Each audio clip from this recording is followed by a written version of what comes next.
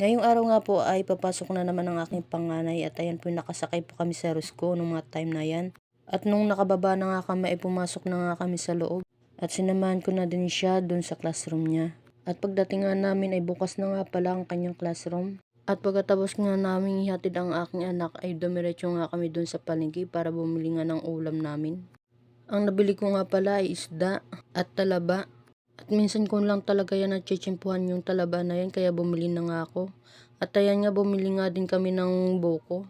At ayan na nga po susundo na nga kami ng aking anak.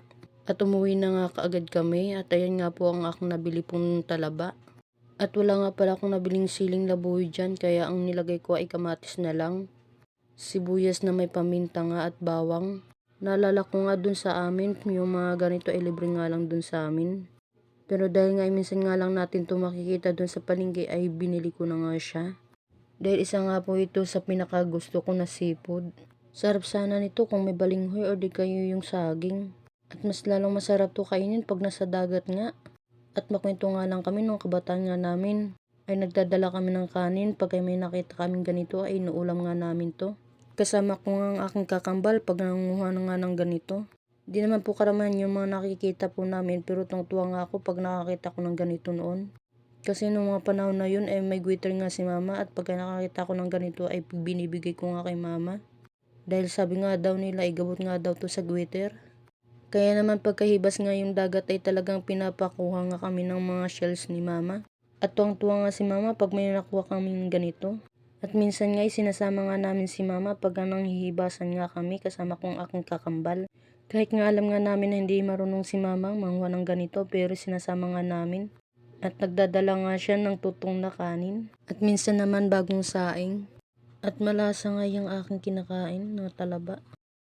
Ang kagandahan lang talaga sa province ay talagang libre ka dun sa pagkain, lalong-lalo na sa mga at ang kinagandahan lang talaga sa province ay talagang pag masipag ka nga lang ay may uulamin ka nga. At yun yung bagay na namiss ko talaga. At pabos na nga ang aking kinakain na talaba dyan at kinain ko na nga yung ibang bawang at sibuyas. At tignan nyo naman sarap na sarap ako dyan kasi nga naubos ko nga yan.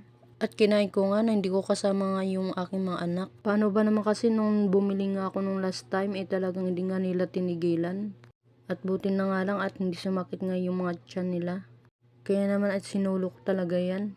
At habang kumakain nga ako dyan ay napaisip nga ako bakit nga ako nakabili ng ganito. Isa panahon ngayon ay sobrang init talagang ma-high blood ka. At tapos ito nga kumakain pa nga ako ng ganito. Kaya nga kinain ko nga yung sibuyas at bawang dyan kasi nga baka ma-high blood nga ako mamaya. At ayan nga may pikit-pikit pa nga ako dyan at may nakakain pa nga akong parang bato. At sa mga hindi nga pala nakakaalam dyan, yung talaba nga pala ay pwede nga pala yung gawing sisig. At pwede din siyang adobuhin. At ginagawa din pala yung bagoong. At yung iba nga ay iniihaw nga yan. Pero para nga sa akin ay mas masarap nga pagkaiganyang hilaw. Ay medyo matamis-tamis nga yan. Paano ba yan? Hanggang sa muli!